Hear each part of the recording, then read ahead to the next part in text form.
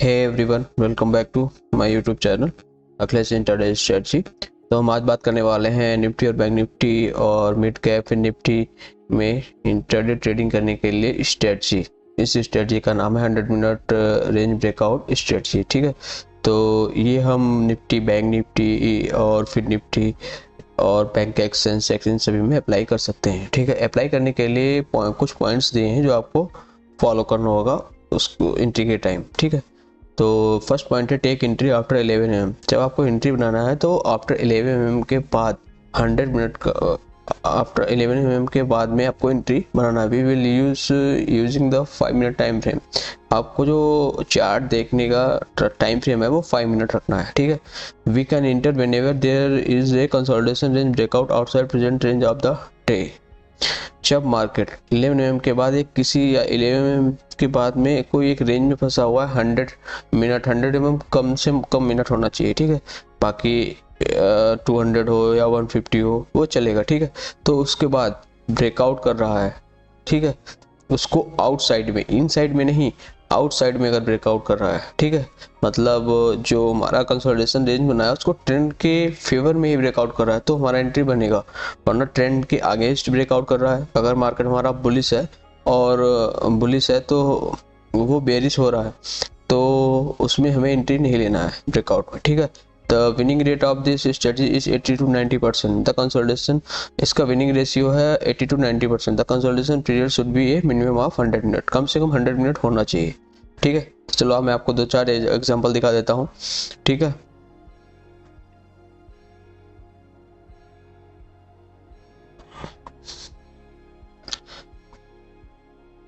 ये हमारा है 12 तारीख का। ठीक है, तो यहाँ पर देखोगे आप एक रेंज में मार्केट फंसा रहा। ठीक है, ये एक रेंज बनाया, उसके बाद यह हमारा एंट्री। ठीक है, ब्रेकआउट करने के बाद ये एसएल छोटा सा और हमारा टारगेट। ठीक है, 1:1, 1:1 या 1:2 कम से कम अपना टारगेट रखना। उस तरह पर अपना, अगर आप ट्रेल करना चाह रहे हो तो वो ट्रेल करना, वरना उसका 50, जब आपका यहाँ पर 1:1 आ जाए तो आप 50% पर एसएल ट्रेल करके रख सकते हो। ठीक है, तो अभी फिर इधर देखेंगे मार्केट, फिर यहाँ पर मार्केट रेंज में बन रहा और उसके बाद में ब्रेकआउट किया तो हमारा यहाँ एंट्री, ये एसएल छोटा सा, उसके बाद टारगेट अचीव। ठीक है, नेक्स्ट देखते हैं निफ्टी बैंक का। ये है सारे चार्ट निफ्टी बैंक का और निफ्टी 50 के लिए। तो अभी यहाँ पर देखेंगे फिर एक रेंज बनाया। ठीक है, उसके बाद यहाँ हमारा एंट्री, ये एसएल और ये टारगेट अचीव। ठीक है, तो अब ये ब्रेकआउट इनसाइड ऑफ रेंज, वो सारे आउटसाइड मतलब फेवर में थे, ये ट्रेंड के अगेंस्ट ब्रेकआउट किया इसने, एक रेंज बनाया। ठीक है, रेंज बनाने के बाद इधर ये ब्रेकआउट किया और ये यहाँ तक मार्केट मूव किया, मतलब ब्रेकआउट फेल था। ये हमारा जो दिवाली के उसके पहले का ट्रेड है, दिवाली वाले दिन का। ठीक है, तो यहाँ पर देखेंगे रेंज बनाकर ब्रेकआउट किया, फिर उसके बाद में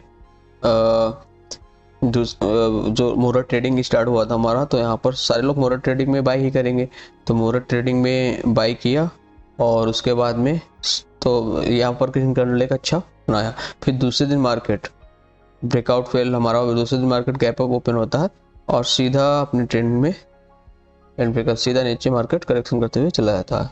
ठीक है, तो अभी बात कर लेते हैं ब्रेकआउट इनसाइड ऑफ रेंज। यहाँ पर भी देखेंगे तो मार्केट हमारा क्या चल रहा है, बुलिश ट्रेंड है और यहाँ पर एक रेंज बनाया इसने और उसका ब्रेकआउट कर रहा है नीचे की साइड, तो हमें एंट्री नहीं लेना है, यहाँ पर कोई हमारा प्रॉफिट नहीं, कुछ हमारा फेल रहेगा ब्रेकआउट। ठीक है, तो अभी फिर ये breakout inside of the range, market हमारा चल रहा है, फिर उसके बाद में फिर ब्रेकआउट फेल, यहाँ पर कोई वो नहीं। ठीक है, तो अभी ये देख लेते हैं ब्रेकआउट आउटसाइड ऑफ रेंज, ये हमारा निफ्टी 50 का है। ठीक है, वो सारे बैंक निफ्टी कहते हैं, निफ्टी 50 का है। तो यहाँ पर भी देखेंगे डाउन ट्रेंड मार्केट आ रहा है, यहाँ पर एक कंसोलिडेशन किया और ब्रेकआउट, तो हमारा यहाँ एंट्री, ये एसएल। ठीक है, टारगेट हमारा अचीव।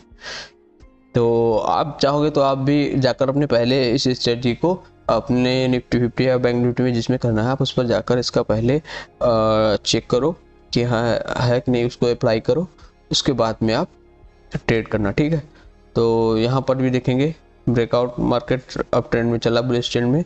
ठीक है, आया यहाँ पर एक रेंज बनाया और उसके बाद ब्रेकआउट, एक अच्छा मूव। ठीक है, तो आप सभी लोग इसको ये सारे पॉइंट देखकर, क्योंकि जो अप्लाई करने का है आपको एंट्री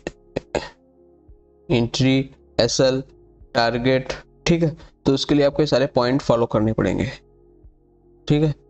तो आप इसको पहले एक बार चार्ट पर अप्लाई करो और देखो इसका विनिंग रेशियो कितना है, ठीक है, उसके बाद आप इंट्राडे पर ट्रेड करना, ठीक है। ओके, थैंक यू, मिलते हैं नेक्स्ट वीडियो में।